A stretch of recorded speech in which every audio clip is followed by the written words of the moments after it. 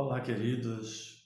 Vamos para a nossa meditação nesta manhã de domingo. Vamos abrir nossas Bíblias no texto que está em Lucas, capítulo 7, versículo 18 ao versículo 23, onde lemos assim: Todas as coisas foram referidas a João Batista pelos seus discípulos. E João, chamando dois deles, enviou-os ao Senhor para perguntar: És tu aquele que estava para vir? Ou havemos de esperar outro? Quando os homens chegaram junto dele, disseram: João Batista enviou-nos para te perguntar: És tu aquele que estava para vir? Ou esperaremos outro? Naquela mesma hora curou Jesus a muitos de moléstias, de flagelos, de espíritos malignos e deu vista a muitos cegos. Então Jesus lhes respondeu: Ide e anunciai a João o que vistes e ouvistes. Os cegos veem, os coxos andam, os leprosos são purificados, os surdos ouvem, os mortos são ressuscitados. E aos pobres anuncia-se-lhe o Evangelho. E bem-aventurado é aquele que não achar em mim motivo de tropeço. Vamos meditar, queridos, sobre os abalos da fé. João Batista foi um homem que teve a sua vida inteira dedicada a um ministério muito especial, um ministério profético. Embora fosse de uma família de posição social, uma família de posses, ele era filho de um sacerdote, ele optou por uma vida de simplicidade, viveu nos desertos, se vestia com simplicidade, comia o que encontrava. Então, uma vida simples, dedicada exclusivamente. Ele direcionou toda a sua energia para a palavra de Deus, para a sua pregação, tendo um foco central na pessoa que viria, a pessoa de Jesus, o Filho de Deus que implantaria na terra o reino de Deus. Então, era um homem que, por sua dedicação, ele deu provas de sua convicção, de sua fé. Ele atestou isso, ele teve experiências espirituais maravilhosas. Quando Jesus se apresentou para se batizar, ele olhou para Jesus e disse: eu deveria ser batizado pelo Senhor. Ou seja, ele reconhecia em Jesus a pessoa de Deus. Quando Jesus saiu do batismo, ele ouviu a voz do próprio Deus dizendo: esse é o meu filho em quem me alegro, o meu filho amado. Quer dizer, João Batista certamente teve grandes experiências espirituais com o Senhor, concedidas pelo Senhor, que alimentaram o seu ministério profético tão marcante, tão importante, como o próprio Jesus disse: nascido de mulher não houve outro igual a esse. Não houve outro profeta igual a ele. Talvez um dos maiores profetas que já existiram, porque foi o último dos profetas. Quando Jesus até disse assim: ele será o menor no reino de Deus, Jesus estava até mostrando que ali se encerrava o ministério profético na humanidade. E tinha início então a era da igreja, a era da graça. E todos os crentes salvos por Jesus viram muito mais do que João Batista. Como nós hoje entendemos de uma forma tão clara o Evangelho, de uma forma privilegiada, que João Batista não viu Jesus na cruz, não viu Jesus ressuscitar, como nós vimos, como nós cremos. Portanto, no reino de Deus, na igreja, João Batista nem mesmo viu essas coisas. As experiências que ele teve foram suficientes diante da realidade em que ele viveu, diante das revelações comuns naquela época, eram suficientes para que ele se tornasse um grande profeta, para que ele se tornasse um homem convicto de sua fé, seguro de sua fé. Mas as coisas ao redor dele não foram compatíveis com os seus ideais, não foram exatamente iguais.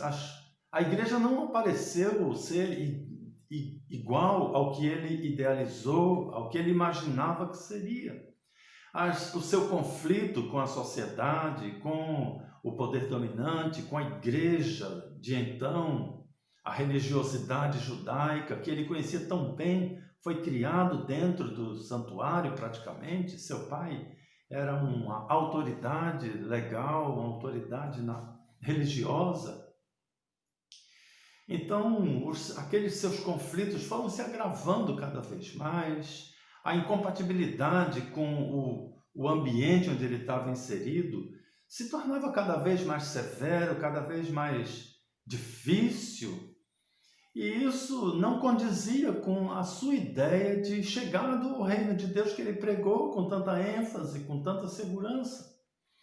Provavelmente ele imaginava que Jesus fosse mesmo aquele Messias que os judeus esperavam, um Messias guerreiro, que iria com armas materiais vencer o Império Romano, libertar a Judéia, libertar todos os judeus, Jerusalém, do poder do inimigo.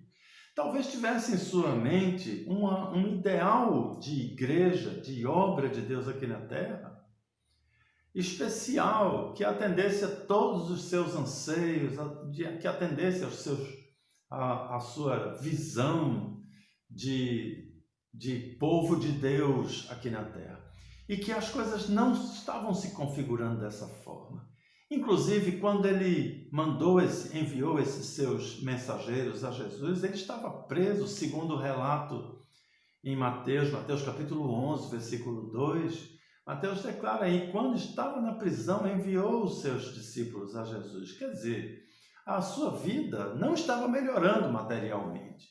As coisas estavam cada vez pior. O que ele achava que ia melhorar estava piorando. E ele sabia que daquela cadeia ele não sairia mais. Ele ia ser condenado à morte. Ele era inimigo do rei. O inimigo do rei é um inimigo condenado à morte. Então ele não tinha muitas esperanças ele não tinha mais esperanças de que a sua pregação se transformasse na verdade que ele idealizou. E isso então colocou a sua fé em prova. Todos nós podemos ter ideais em nossas mentes, ideais religiosos, ideais espirituais, que podem ser incompatíveis com a realidade espiritual planejada por Deus. Todos nós podemos visualizar uma igreja no futuro que não condiz com os projetos do Senhor, que não é uma igreja que não vai se configurar de acordo com o que queremos, com o que realmente vai acontecer. Porque nós não temos uma visão clara da obra de Deus aqui na terra. Hoje nós sabemos em parte, como diz o apóstolo Paulo. Não podemos compreender claramente os desígnios do Senhor, porque Ele é Deus. E o profeta Isaías nos ensina que o pensamento de Deus é mais alto do que os nossos. Os caminhos do Senhor são mais altos do que os nossos. E nós nunca teremos condições humanas de alcançar a essas ideias, a esses pensamentos, porque somos pecadores e imperfeitos. E a projeção que fazemos da obra de Deus, a igreja que nós idealizamos, ela não necessariamente vai acontecer. E isso também pode fazer com que nossa fé seja provada, nossa fé seja abalada. Claro, a fé pode ser abalada. Todos nós podemos passar por decepções espirituais, de modo que a nossa fé balance. Somos falhos. A nossa fé é muito pequena. Jesus disse que se nossa fé fosse do tamanho de um grão de mostarda, tantas obras poderosas poderiam ser manifestadas através das nossas vidas.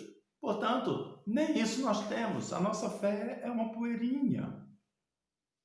E é claro que ela pode sofrer abalos por causa das circunstâncias ao redor. A igreja sempre vai passar por provações. A igreja, a obra de Deus a qual nós nos dedicamos, sempre vai ter caminhos diferentes daqueles que nós imaginamos ser os caminhos da igreja.